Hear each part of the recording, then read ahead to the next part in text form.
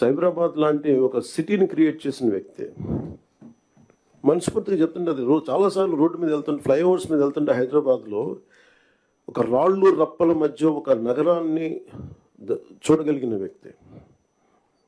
మేము ఎవరిని చూడలేకపోయాం. మాకు ఇప్పుడు రాళ్ళు రప్పలే కనిపించాయి, కానీ ఆయనకు ఒక మహానగరం కనిపించింది. So my respect towards CM గారు హెస్ రియల్ ఇంక్రీజ్డ్. లైక్ మేము ఇప్పుడు అదే ఊళ్ళలో తిరిగేవాళ్ళం, అదే ప్రాంతంలో తిరిగేవాళ్ళం.